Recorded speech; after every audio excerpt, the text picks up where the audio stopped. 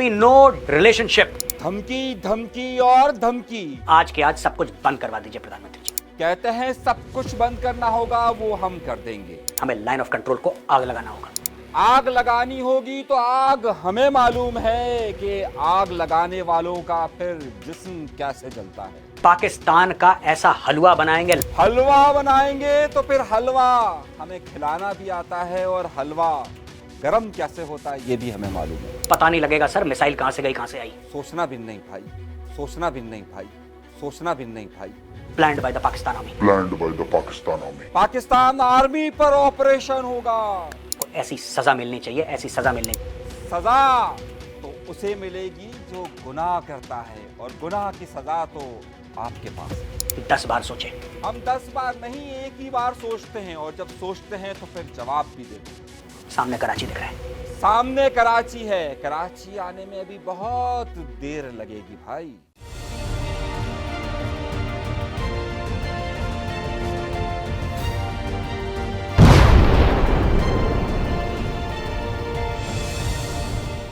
यह मेजर गौरव अपने आप को आर्मी का बड़ा ऑफिसर तस्वुर करते हुए इंडिया के मुंह से ऐसी धमकी निकाल रहे हैं जैसे यूं लगता है कि बस आएंगे और पूरे पाकिस्तान की 25 करोड़ आवाम को तहस नहस कर कर चले जाएंगे।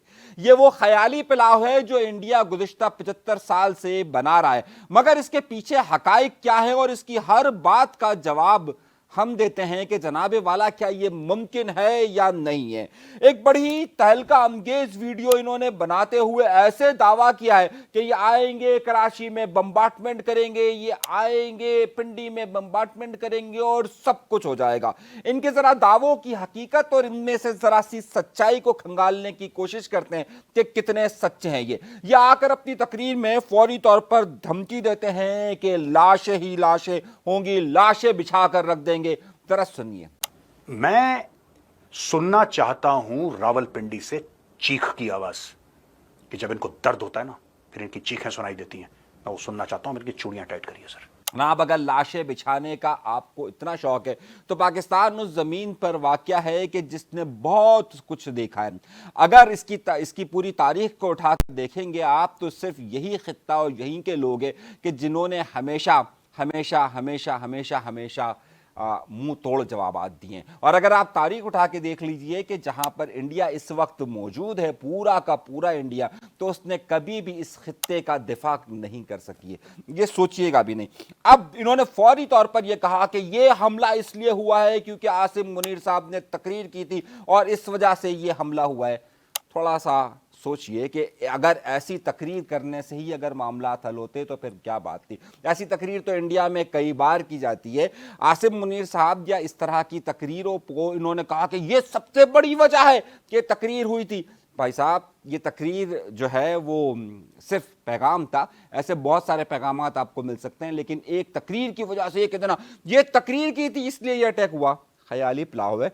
थोड़ा सा आगे बढ़कर देखिए। जनरल आसिम मुनीर ने एक स्पीच दी है और उसके बाद क्या हमें सतर्क हो जाना चाहिए था। फिर आगे चलकर ये कहते हैं कि जनाब इंडस रिवर एग्रीमेंट को, ट्रीटी को खत्म कर दिया जाए, और वो भारत ने कर दिया।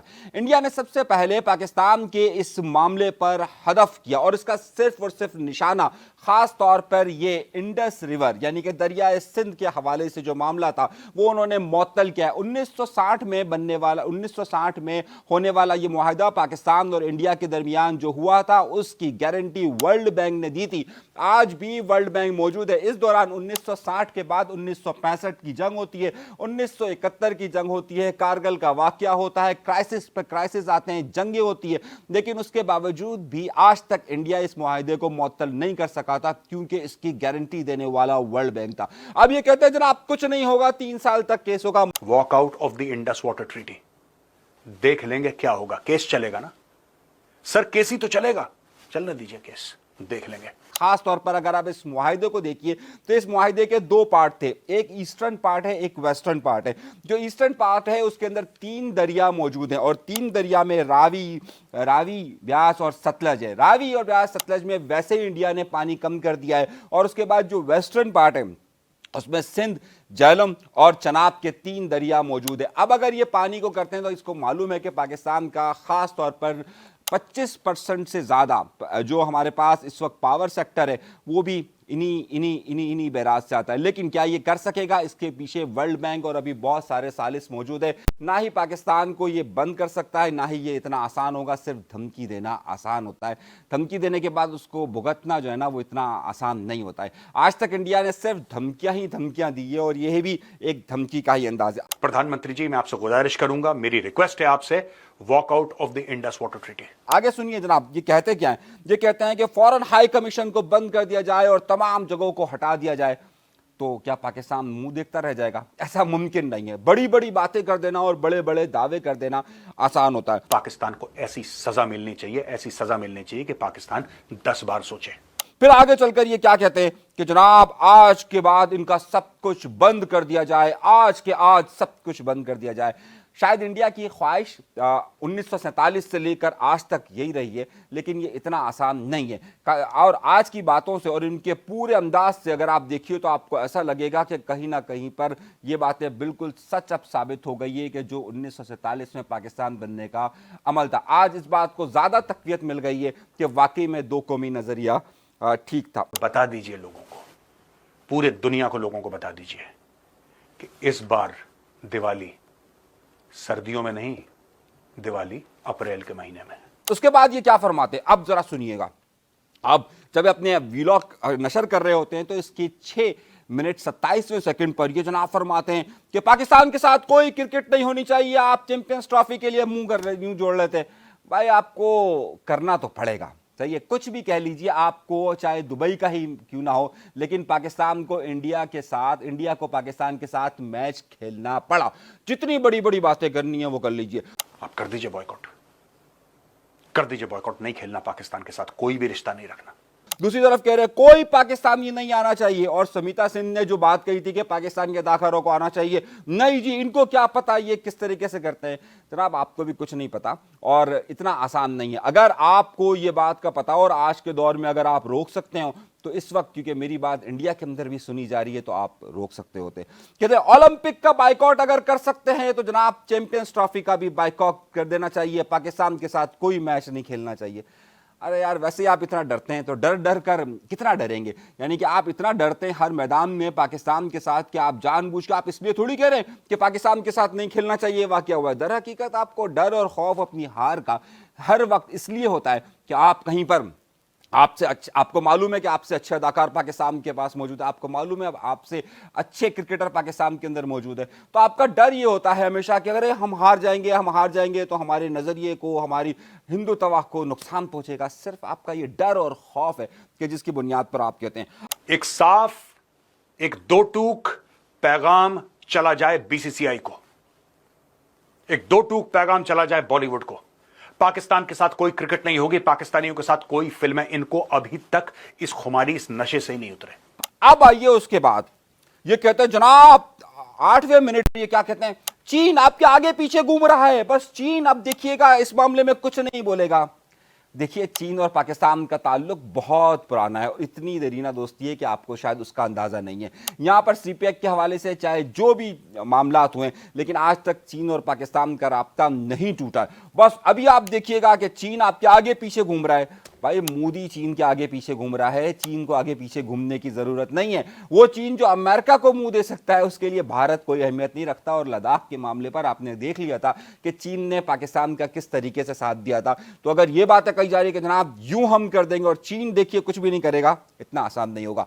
और आज की तारीख में चीन भी कुछ नहीं बोलेगा। चीन तो प्रधानमंत्री जी आपके दाएं बाएं घूम रहा है। अगली बात 9वें मिनट पर ये साहब क्या फरमाते जरा सुनिए। ये कहते हैं बलूचिस्तान में खुलकर हिमायत करनी चाहिए। जितना पैसा बलूचिस्तान में लगता है बलूचिस्तान वालों को देना चाहिए, जितनी उनको सपोर्ट चाहिए करनी चाहिए, खुलकर कहना चाहिए कि बलूचिस्तान में होना चाहिए। हम तो पहले दिन से कह रहे हैं, इसमें कोई ढकी छुपी बात ही नहीं है कि भाई इंडिया का उसके अंदर कितना हाथ है और कितने मामला आते हैं, इंडिया ने यहां पर किस किस को फायदा दिया है। और ये जो कुलभूषण यादव पकड़ा गया था वो भी तो ईरान और बलूचिस्तान की बॉर्डर से ही मामला पकड़ा गया था ना, तो उसमें कोई ढका छुपा राज ही नहीं है। अच्छा हुआ कि आप अपने मुंह से खुलकर कह रहे हैं। जो पाकिस्तान हर बार ये बात करता रहा कि जनाब बलूचिस्तान के अंदर इन्वॉल्वमेंट को देखिए, आज ये खुलकर सामने आकर कह रहे हैं बलूचिस्तान ने देखिए कि ये मामला क्या हो रहा है। Give all diplomatic, political and financial support to the independence struggle of Balochistan.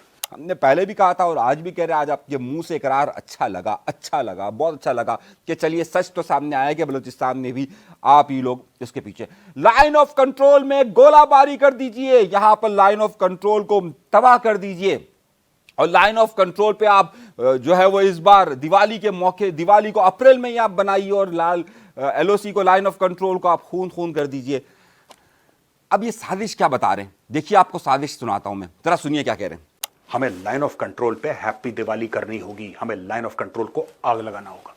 ये कह रहे हैं कि जनाब क्योंकि पाकिस्तान ने लाइन ऑफ, इस वक्त पाकिस्तान में अफगान तालिबान टीटीपी का खतरा है, बलूचिस्तान लिबरेशन आर्मी का खतरा है और पाकिस्तान की फौज यहां पर लगी हुई है, तो अगर हम लाइन ऑफ कंट्रोल पर शदीद बम्बार्टमेंट शुरू कर देंगे, सब कुछ शुरू कर देंगे, तो पाकिस्तान की फौज यहां आएगी तो वहां पर टीटीपी जो है वो खैबर पख्तूनख्वा को अलग कर देगी, बलूचिस्तान लिबरेशन आर्मी सबको अलग कर देगी। ओ भाई हकीकत की दुनिया में आ जाओ, जिन बारूद का, जिन खेलों का तुम जिक्र कर रहे हो, यहां पर कराची से लेकर ऊपर खैबर पख्तूनख्वा तक यहाँ का बच्चा इन सब चीज़ों से बहुत अच्छी तरह वाकिफ है कि बारूद की बू क्या होती है। तो इस तरह की बातें करना बहुत, फौरन देखिएगा यहाँ पर हम लाइन ऑफ कंट्रोल पे बम्बार्टमेंट शुरू करेंगे, आई मशीन हम इस्तेमाल करेंगे और उसके फौरन बाद टीटीपी अलग कर देगी। भाई ये मैं कहानी जो ना 1947 से सुनता हुआ आ रहा हूँ आप लोगों की, ये ख्याली पलाव से थोड़ा सा बाहर आकर देखना चाहिए कि पाकिस्तान इस वक्त खड़ा हुआ कहाँ है और किस तरीके से खड़ा हुआ है। बातें सुनिए। अफगान तालिबान और तहरीक तालिबान पाकिस्तान और बलोच फ्रीडम फाइटर्स इनको ठोकेंगे। और फिर क्या कहते हैं, हम शरीफ हो गए तो सब बदमाश हो गए। भाई आप पहले भी बदमाश थे, ये बदमाश हम थोड़ी कह रहे हैं आपको। बदमाशी का सर्टिफिकेट तो आपको कनाडा ने दिया है कि देखो ये बदमाशी इधर आकर करते हैं। बदमाशी का सर्टिफिकेट तो आपको अमेरिका ने दिया है कि देखो यहाँ आकर ये लोग यहाँ पर अमेरिकन को मारते हैं। तो आपने तो हमेशा से बदमाशी की। फिल्मी डायलॉग बोलने से अगर कुछ होता ना तो यहाँ पर आपकी, यहाँ पर सबको ना, वो 3 लोग आए थे ना, उसकी जगह पर आप सनी देओल को खड़ा कर देते, आप वहाँ पर शाहरुख खान को खड़ा कर देते, आप वहाँ पर सलमान खान से फिल्म बनवा लेते। ये फिल्मी कहानियाँ, डायलॉग जो है ना वो इतना आसान नहीं है। इनकी इतनी औकात इसलिए बढ़ गई है क्योंकि हमने ये, इनको पीसफुल और हार्मलेस के बीच में फर्क नहीं पता पाकिस्तानियों को। हम शरीफ हो गए, इन्होंने बदमाशी शुरू कर दी। मगर इनका मेन मकसद क्या था, इस मेन मकसद को सुनिए, जरा सुनिए आप कि ये 12वें मिनट के अंदर ये क्या फरमाते हैं। ये पाकिस्तानी पोस्ट पे एक मिसाइल मारे, मिसाइल मारने के बाद मिसाइल पोस्ट को बर्बाद कर देगी, सारे लोग खत्म। Indian army can simply go there and occupy that post. ये कह रहे हैं कि भाई छोड़िए आप जैश ए मोहम्मद को, छोड़िए आप हिजबुल मुजाहिदीन को, आप छोड़िए किसी भी ऑर्गेनाइजेशन को, आप सीधा पाकिस्तान की मिलिट्री पर अटैक कीजिए, पाकिस्तान की मिलिट्री को आप निशाना बनाइए और पाकिस्तान को यूं कर दीजिए। और भाई किस ख्याली दुनिया में रह रहे हो? पाकिस्तान के पास जो मिसाइल्स, पाकिस्तान के पास जो टेक्नोलॉजीज हैं, वहां तक इंडिया को जाने में अभी बहुत वक्त लगेगा। पाकिस्तान के पास जो मिसाइल्स हैं न सिर्फ वो एटॉमिक बॉम्ब्स को कैरी कर सकते हैं बल्कि उनकी रेंज 5000 किलोमीटर तक है। अगर पाकिस्तान से अगर कोई फायर होता है तो ये फायर आपको इंडिया के दूसरे कोने तक भी मिल सकता है। ये अगर आप कह रहे हैं ना कि अभी फिर इनकी बात सुनिए, you should target formation headquarters, no anti terror operations. I am not interested कि लश्कर तैयबा और जैश ए मोहम्मद के इतने आतंकवादी मारे, मत मारो आतंकी को। Target the Pakistan military, that's all, just target military. It should be a military to military confrontation. फिर ये कहता है जनाब मोदी का नाम लेकर मारा है। तो भाई मोदी का नाम लेकर मारा है तो मोदी ने वहां पर जो मुसलमानों के साथ किया हुआ ये कि जिस शख्स को कत्ल किया गया उसकी बीवी उसके साथ मौजूद थी, तो उस शख्स को कत्ल किया गया और जब उसकी बीवी ने कहा कि हमें भी मार दो तो उसकी बीवी को ये जवाब दिया गया था कि भाई आप जाकर मोदी से ये बात कहें, हम औरतों को और बच्चों को नहीं मारते हैं। ये उनका जुमला था। तो मोदी को कहा गया, तो अब वो कह रहा है आपका नाम लेकर मारा गया है तो आप जो है वो इस पर आ जाए। देखिए पाकिस्तान को इसकी सजा मिलनी चाहिए। सुनिए क्या कह रहे हैं। आराम से फायरिंग करी उन लोगों ने, आराम से लोग मारे निकाल के, और सर आपका नाम लेके लोगों को मारा। एक औरत कहती है आतंकवादी से कि मेरे पति को मार दिया तो मुझे भी मार दो, मैं क्या करूंगी? जी क्या कह रहा, नहीं तुझे नहीं मारूंगा, तू जाके मोदी को बताना। 5 मिनट के अंदर इन्होंने सारा नक्शा बयान कर दिया कि जैसे अभी जंग होगी और अभी यूं हो जाएगा और ऐसा मामला हो जाएगा। पाकिस्तान का ऐसा हलवा बनाएंगे लाइन ऑफ कंट्रोल पे, इनको पता नहीं लगेगा सर मिसाइल कहां से गई कहां से आई। फिर 70वें मिनट पे कहते हैं मिसाइल मारेंगे हम और मिसाइल यूं हो जाएगा और मिसाइल जो है वो कहां तक पहुंच जाएगा, रावलपिंडी के अंदर चीखें सुनाई देगी। भाई मैं सुनना चाहता हूं रावलपिंडी से चीख की आवाज, कि जब इनको दर्द होता है ना फिर इनकी चीखें सुनाई देती हैं। मैं वो सुनना चाहता हूं। मेरी चूड़ियां टाइट करिए सर। देखें, अगर आप 1947 से लेकर अब तक की जंगों का अगर आप सिर्फ एक बार आप ना अपने आप को फौजी तस्वुर करते हैं, अगर आप अपने आप को फौजी कहते हैं, तो जरा सा आप 1947 से लेकर अब तक की सूरत हाल का जरा सा जायजा ले लीजिए। तो सिवाय 1971 में बांग्लादेश में जो कुछ हुआ, उसके अलावा आज तक इंडिया को किसी भी फौजी महाज पर पाकिस्तान से कामयाबी नहीं मिली है, क्योंकि पाकिस्तान ने जो फौजी सलाहियत है वो इंडिया से कई गुना आगे है। जहां पर 6.5 लाख फौज आपने इस वक्त कश्मीर के अंदर रखी हुई है, आपसे वो मसाइल हल नहीं हो रहे। इतना आसान नहीं है कि बस फौरन जंग करो, जंग करो और जंग करो। अच्छा, आप धमकी क्या दे रहे हैं, सुनिए। इनको भी याद दिलाइए सर ऑपरेशन पाइथन की, जब इंडियन नेवी ने कराची जला दिया था पूरा। Karachi harbour was burned by the Indian navy in 1971। ये कह रहे वहां से बम मारेंगे और कराची में आपका एयरक्राफ्ट आएगा, कराची में बम्बार्टमेंट होगी, आपकी नेवी पूरी तौर पर पाकिस्तान की तबाह कर दी जाएगी। और भाई ये फिल्म नहीं चल रही है, ये एनिमेशन नहीं है, थोड़ा सा अकल का मुजाहरा करें। इतना आसानी के साथ होता ना तो वो आपका एक अभिनंदन आया था जहाज लेकर, वो वापस तक नहीं जा सका। ये एक मुल्क है, ऐसा थोड़ी है कि आपकी मर्जी आएगी आप आएंगे मारेंगे और कुछ नहीं कहेगा। अभी अभिनंदन का वाकया हुआ ना, तो आपका जहाज आ रहा था, वो फंस वहां पर अभिनंदन को ले लिया उन्होंने। तो इतना आसान अगर होता तो आप कब का ये 1947 से ये ख्वाब सोच रहे, और ऐसा लग रहा है कि इनको देखकर मोदी पॉलिसी बनाएगा कि बस अभी मारेंगे और अभी आ जाएंगे। इतना आसान नहीं है कि जितना आप तस्वुर करते हैं। ये फिल्म नहीं चल रही है कि जिसमें आप जिस कैरेक्टर को चाहेंगे मार देंगे, आ जाएंगे और वैसे ही हो जाएगा। इतना आसानी के साथ पॉसिबल नहीं होगा। अब ये कह रहे हैं कि जनाब आखिर में कहते हैं कि जनाब दिवाली वैसे सर्दी में आती है, ऐसा करें कि दिवाली इस बार अप्रैल में, गर्मियों में भी बनाएंगे, ऐसा हो जाएगा। पूरे दुनिया को लोगों को बता दीजिए कि इस बार दिवाली सर्दियों में नहीं, दिवाली अप्रैल के महीने में। आपने पूरी तकरीर सुन ली। जंग जंग जंग जंग जंग जंग जंग जंग। शायद भारत को या इंडिया के इन तज्जिया निगारों ने कभी जंग नहीं देखी है, और अगर इन्होंने जंग देखी होती ना तो जंग का इस तरह से जिक्र नहीं करते। पाकिस्तान का अगर आप 1947 से अब तक का अगर मुआवजा करें तो यहाँ पर हर वक्त जंग होती रही है। यही जंग थी कि इसने उस वक्त की ताकत यानी कि सोवियत यूनियन को पाकिस्तान ने शिकस्त दी थी, किसी अफगानियों ने शिकस्त नहीं दी थी। ये बात सबको मालूम है कि पाकिस्तान ने वो जंग कैसे लड़ी है और किस तरीके से लड़ी है। पाकिस्तान ने यहाँ पर बड़ी बड़ी ताकतों के साथ जंग लड़ी है, और बड़ी बड़ी ताकतों की प्रॉक्सीज के साथ पाकिस्तान ने जंग लड़ी है। इंडिया के पास सिर्फ कश्मीर है, लेकिन अगर पाकिस्तान की तारीख उठाकर देखें तो इसमें आपको बेतहाशा वाकयात मिलेंगे।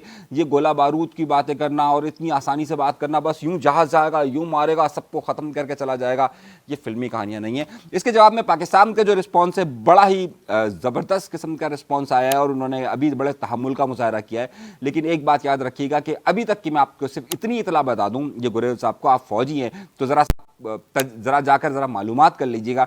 इस वक्त पाकिस्तान की इंडिया के साथ हर बॉर्डर पर ना सिर्फ पाकिस्तान की ज़मीनी फ़ौज मुकम्मल तौर पर एक्टिव है, बल्कि पाकिस्तान की फ़िज़ाइया भी एक्टिव है। अगर इंडिया से इस वक्त कोई भी जहाज़ पाकिस्तान की तरफ या कोई भी मिसाइल पाकिस्तान की तरफ रुख करेगा तो ये 22 तारीख के वाक़े के बाद से लेकर अब तक पाकिस्तान की हर जगह पर हाई अलर्ट है। जैसे ही कोई चीज़ होगी उसका फौरी जवाब अगले 5 मिनट के अंदर दिया जाएगा, बल्कि मैं 5 मिनट भी आपको बहुत ज़्यादा कह रहा हूँ, 5 मिनट से भी कम दिया जाएगा। तो गुरु साहब जरा सी इन बातों को देखने से पहले, इन सब चीज़ों को करने से पहले जरा सा पाकिस्तान को देख लीजिए और पाकिस्तान को समझ लीजिए कि ये है क्या। और अगर ये साहब आपके आबाओ अजदाद यानी कि अगर 1947 से अगर करना चाहते हैं ना, तो उस वक्त भी उनके ख्वाब यही थे, ये मुमकिन था, ऐसा मुमकिन नहीं है। तो मेरे दोस्तों, मेरे भाइयों, मेरी बहनों, इन फिल्मी बातों पर ना आए। और अगर जिस किसी भी मामले का हल है वो सिर्फ बातचीत से हो सकता है। ना पाकिस्तान अपने पड़ोसी बदल सकता है, ना भारत अपने पड़ोसी बदल सकता है। ये जंगों की बातें कर कर कर और इस तरीके की तकरीरें कर कर कर कुछ हासिल नहीं होगा। अगर वहां से एक गिरेगा तो यहां से 10 जाएंगे। ये बात आपको जहन में बिठा लीजिएगा, इतना आसान नहीं होगा।